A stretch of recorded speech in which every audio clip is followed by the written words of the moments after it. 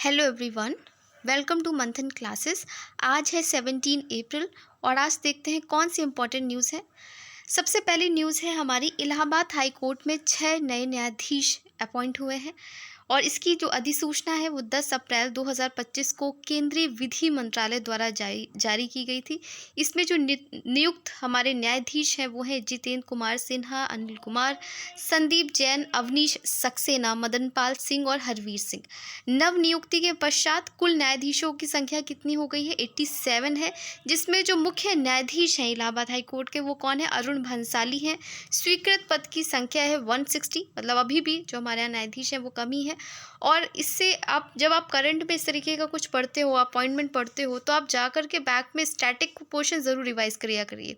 जैसे कि आपका ये जुडिशरी से रिलेटेड है तो आप वो chapter supreme court, high court जो आप पॉलिटी में पढ़ते हो, घटना चक्र से या लक्ष्मीकांत से, जो भी आपके सोर्स हो, वहाँ से जा कर के अगर आप इसे रिवाइज करेंगे तो आपको चीज़ें और अच्छे से समझ में आएंगी। नेक्स्ट जो न्यूज़ है वो है हमारी, भारत को लेकर चीन के दृष्टिकोण में बदलाव आया है। ट्रंप प्रशासन ने चीन पर 245% तक का टैरिफ लगाया है, जिसमें अभी भी जो उन्होंने लिबरेशन डे मनाया था उसमें अभी भी व्यापारिक राहत की संभावना नहीं देखी जा रही है। अगर हम देखें तो चीन की रणनीति है कि भारत को व्यापार संतुलन के जरिए, जो आपका बैलेंस ऑफ पेमेंट होता है उसके जरिए आकर्षित करना है। वो भारत को जो है कोशिश कर रहा है जो भी इसके डिस्प्यूट है वो सही करने की, ताकि उसका जो बैलेंस जो है ऑफ पेमेंट है उसका सही हो सके। और अभी अगर हम देखें तो भारत और चीन के मध्य द्विपक्षीय व्यापार 127.7 है और भारत का चीन के साथ व्यापार घाटा है 99.2 अरब डॉलर। कल या परसों मैंने आपको बताया था कि जो भारत है वो किसे सबसे ज़्यादा एक्सपोर्ट करता है और कहाँ से सबसे ज़्यादा इम्पोर्ट करता है। ऐसे टॉप 5 देश मैंने आपको बताए थे, वो आपको कमेंट सेक्शन में लिखने हैं और कमेंट सेक्शन में ज़रूर एक्टिव रहा करिए। इससे आपको भी रिकॉल होगा कि आपने क्या कल पढ़ा था, वो अगर आपको याद आ जाएगा। नेक्स्ट हमारी न्यूज़ है वो है शहरी सुधार समिति रिपोर्ट।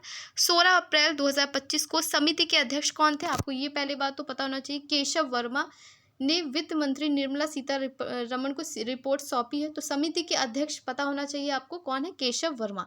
उद्देश्य इसका क्या है कि जो शहरी नियोजन है, मतलब जो आपको सिटीज़ के लिए जो प्लानिंग करनी है, वहाँ का जो परिवहन है, उस व्यवस्था में हम सुधार कर सके। अब क्या चीज़ें चुनौतियों की तरफ आ रही हैं, वो है हमारा शहरी ट्रैफिक। बहुत जाम लग जाता है, तो शहरी ट्रैफिक को सबसे बड़ी समस्या माना गया है। मेट्रो पर सुझाव, केवल 50 लाख आबादी वाले शहरों में ही मेट्रो उचित है।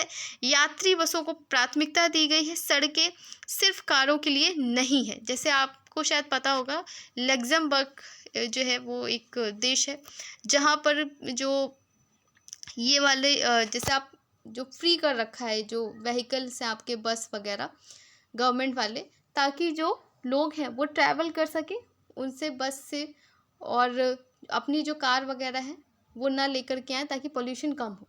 तो आई थिंक यही देश है, मैंने कहीं पढ़ा था। खैर, न्यूज़ आपकी ये है कि पैदल यात्रियों के अधिकार मोटर वाहन कानून में संशोधन की सिफारिश की गई है और शहरी नियोजन में पशु प्रबंधन पर भी सिफारिश की गई है। देश में शहरी कुत्तों की संख्या 6.2 करोड़ है। तो ये सारी समिति की जो है सुझाव है, किस पे चर्चा की गई है, क्या विषय है, क्या चुनौतियाँ हैं। आप ऐसी जो समिति होती हैं, जो रिपोर्ट्स होती हैं, अपने आंसर में भी कोड कर सकते हो। तो ये याद रखिएगा ज़रूर से कि केशव वर्मा जो है वो इसके अध्यक्ष थे। नेक्स्ट हमारी न्यूज़ है, जस्टिस BR गवई होंगे 52वें मुख्य न्यायाधीश। इनके बारे में एडिशनल इन्फॉर्मेशन ये भी है कि सेकंड शेड्यूल कास्ट जो है हमारे CGI होंगे। पहले कौन है वो आप कमेंट सेक्शन में बताइएगा। तो पदभार ग्रहण करेंगे 14 मई को और इनका चलेगा तो 2025 तक, नवंबर तक, इसी साल में। सुप्रीम कोर्ट में नियुक्ति इनकी हुई थी मई 2019 को। अगर हम आर्टिकल्स देखें जो हमारे इस टॉपिक के लिए इम्पॉर्टेंट है, वो है आर्टिकल 370। 5 जजों की पीठ में शामिल थे। इनसे रिलेटेड जो भूमिका रही है जो BR गवई है, ये कौन कौन से केसेस में शामिल रहे हैं। तो आर्टिकल 370 जो हमारा 2019 में आया था, उसमें 5 जजों की पीठ में शामिल थे और केंद्र सरकार के फैसले को बरकरार रखा था। चुनावी बॉन्ड योजना जो अभी रिसेंट की है, इसमें इन्होंने इसको अनकॉन्स्टिट्यूशनल बताया था। नोटबंदी 2016 में है। 4.1 बहुमत के फैसले को वैध ठहराने वाली पीठ में भी शामिल थे। SC उपवर्गीकरण में भी ये शामिल थे। बिना नोटिस मकान ध्वस्तीकरण जस्टिस गवई की अध्यक्षता वाली पीठ ने 15 दिन की नोटिस की अनिवार्यता तय की गई थी। तो बहुत सारी चीज़ें हैं जिनमें ये शामिल थे। आपको एग्जाम में स्टेटमेंट इस तरीके के मिल सकते हैं, इन्हें ज़रूर याद रखिएगा, इंपॉर्टेंट है। आज के क्वेश्चन जो है वो अलग तरीके से फ्रेम हो रहे हैं, तो हमें थोड़ा सा डिटेल में पढ़ने की नीड है। नेक्स्ट हमारी न्यूज़ है, अमरावती एयरपोर्ट का उद्घाटन व पायलट प्रशिक्षण संस्थान की घोषणा की गई है।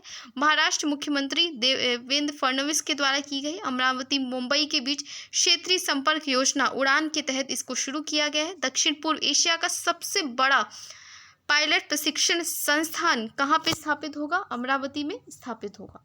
नेक्स्ट हमारी न्यूज़ है, नेशनल हाईवे एक्सीलेंस अवार्ड 6 2023 का आयोजन भारत मंडपम नई दिल्ली में। तो उद्देश्य क्या है इसका? राष्ट्रीय राजमार्ग विकास में उत्कृष्टता प्रदान करने वाले पेशेवरों को सम्मानित करना है। ये 2025 है ये। और पीपीपी श्रेणी प्रोजेक्ट मैनेजमेंट में एचजी इंफ्रा इंजीनियरिंग को सिल्वर अवार्ड मिला है। ईपीसी श्रेणी में जो है भारतीय इंफ्रा प्रोजेक्ट्स को सिल्वर अवार्ड मिला है। तो आप ये याद रखिएगा, ये अवार्ड्स हैं न्यूज़ में थे। नेक्स्ट हमारी न्यूज़ है, पुडुचेरी में मछली पालन परियोजनाओं का उद्घाटन किया गया है। केंद्रीय राज्य मंत्री जॉर्ज कुरियन के द्वारा किया गया है। कौन है केंद्रीय राज्य मंत्री जॉर्ज कुरियन? जो मत्स्य पालन और पशुपालन व डेयरी से रिलेटेड है। प्रधानमंत्री मत्स्य संपदा योजना के अंतर्गत इसका शुभारंभ किया गया है। और पुडुचेरी की 2300 मछली पकड़ने वाली नौकाओं में ट्रांसपोर्टर भी लगाए जाएंगे। नेक्स्ट हमारी न्यूज़ है, 15 अप्रैल 2025 को IBM टेक्नोलॉजी इंडिया और महाराष्ट्र सरकार के बीच समझौता हुआ है। उद्देश्य क्या है? AI हाइब्रिड क्लाउड व डेटा एनालिटिक्स के माध्यम से प्रशासनिक दक्षता व सेवा वितरण में सुधार करना है। AI सेंटर कहाँ पे स्थापित होंगे? मुंबई, पुणे, नागपुर सहित कुल 3 AI सेंटर स्थापित किए जाएंगे। नेक्स्ट हमारी न्यूज़ है, साहित्य अकादमी द्वारा दलित चेतना कार्यक्रम का आयोजन किया गया है 14 अप्रैल को, जैसे कि डॉक्टर अंबेडकर की जयंती थी। उसका उद्देश्य है डॉक्टर अंबेडकर की शिक्षाओं व दृष्टिकोण को साहित्य के माध्यम से उजागर करना। तो अभी किसके द्वारा किया गया है? साहित्य अकादमी के द्वारा। नेक्स्ट हमारी न्यूज़ है, ट्रेन में ATM की पहल ATM ऑन व्हील्स शुरू की गई है। ये पहली बार है ऐसा कि भारत में पहली बार वातानुकूलित चेयर कार कोच में पिछले हिस्से में ATM स्थापित किया गया है। और ट्रेन मार्ड CSMT पंचवटी एक्सप्रेस में इसको शामिल किया गया है, ATM on wheels. Next news है हमारी, वित्त वर्ष 2024-25 अमेरिका भारत का शीर्ष व्यापारिक साझेदार बना हुआ है। अभी भी अमेरिका को निर्यात हम करते हैं 11.6% से बढ़कर 86.51 अरब डॉलर हो गया है। और अमेरिका से हम आयात जो करते हैं, इंपोर्ट करते हैं 7.44 से बढ़कर 45.33 अरब डॉलर हो गया है। ट्रेड सरप्लस भी है। अमेरिका से हम निर्यात क्या करते हैं? औषधि, दूरसंचार उपकरण है, कीमती पत्थर है। और अमेरिका से लेते क्या है हम? कच्चा तेल, कोयला, कोक, पेट्रोलियम उत्पाद और हीरे। नेक्स्ट हमारी न्यूज़ है, दुनिया के 100 सबसे बड़े बैंकों में 2 भारतीय बैंक हैं। कौन कौन से? हमारे स्टेट बैंक ऑफ इंडिया है और आपका HDFC बैंक है। रैंकिंग पूछी जा सकती है, 43 स्थान पर है और HDFC 73 स्थान पर है। इसमें अगर हम देखें तो चीन के सबसे ज़्यादा बैंक है, टोटल 21 बैंक है जो चीन के इसमें शामिल है। नेक्स्ट हमारी न्यूज़ है, न्यायमूर्ति कुरियन जोसेफ समिति कोई होती है आपके एग्जाम मेंस के लिए भी इंपॉर्टेंट है, प्रीलिम्स के लिए तो है ही है। आप ऐसी समितियों को अपने आंसर में कोट कर सकते हैं। हाल ही में तमिलनाडु के मुख्यमंत्री MK स्टालिन ने भारत में केंद्र राज्य संबंध की समीक्षा के लिए एक उच्च स्तरीय समिति के गठन की घोषणा की है। जैसे कि आप हम पार्ट पढ़ते हैं तो पार्ट 11 का होता है, सेंटर स्टेट जो रिलेशन है उससे रिलेटेड है हमारा। तो उच्च स्तरीय समिति का गठन की घोषणा की गई है और इसमें ये बताया जाएगा कि भारतीय राज्यों के जो कॉन्स्टिट्यूशनल राइट है हम उसको और कैसे अच्छा कर सकते हैं। तो इसे आप याद रखिएगा, इस तरीके की पहल पहले भी हो सकती है। तो अगर क्वेश्चन पूछें कि कुरियन जोसेफ समिति हाल ही में न्यूज़ में थी, किससे रिलेटेड है? तो केंद्र राज्य संबंध से रिलेटेड है। इसके अलावा कौन कौन सी ऐसी समितियां हैं? जैसे कि सरकारी आयोग पढ़ते हैं, राजमन्नार आयोग पढ़ते हैं, तो ऐसी समितियां आपसे पूछी जाती हैं। IISR सूर्या, ये क्यों है न्यूज़ में? ये भारतीय मसाला अनुसंधान संस्थान IISR सूर्या नाम से हल्दी की एक नई किस्म पेश की गई है। तो इस तरीके की बहुत सारी चीज़ें पूछी जाती हैं एग्जाम से कि ये है क्या? सूर्या ये क्या है? हल्दी की एक किस्म है, बहुत सारी चीज़ें उसमें लिख देंगे, गेहूँ है, अमरूद की कोई किस्म है, तो आपको पता होना चाहिए हल्दी से रिलेटेड है। सूर्य की तरह येलो भी होती है, आप ऐसे याद कर सकते हैं। ये किस्म खास तौर पर मसाला और पाउडर उद्योग के लिए तैयार की गई है। नेक्स्ट न्यूज़ है हमारी, वक्फ संशोधन अधिनियम 2025 पर सुप्रीम कोर्ट का फैसला आया है। ये आप बहुत न्यूज़ में है, इससे प्रोबेबिलिटी आपके मेंस एग्जाम और प्रीलिम दोनों में आने की है। वक्फ संशोधन अधिनियम 2025 में भारत में कानूनी और सामाजिक बहस छेड़ दी है। इस कानून का उद्देश्य वक्फ संपत्तियों के प्रबंधन मैनेजमेंट में सुधार करना है। 70 से अधिक याचनाएं इसमें दायर की गई हैं। आप बताइएगा इस अधिनियम में किस अधिनियम को रिप्लेस किया? कई बार बताया मैंने। एटालिन जल विद्युत परियोजना न्यूज़ में क्यों है? सरकार ने दिबांग घाटी की जल विद्युत क्षमता का दोहन करने के उद्देश्य से एटालिन जल विद्युत परियोजना के लिए 269.97 करोड़ रुपए आवंटित किए हैं। नेक्स्ट हमारी न्यूज़ है और आज की लास्ट न्यूज़ भी है, UNCTAD और व्यापार और विकास दूरदर्शिता 2025 रिपोर्ट है। ये अंक टाट की रिपोर्ट है। इसने व्यापार और विकास पूर्वानुमान 2025 किया है।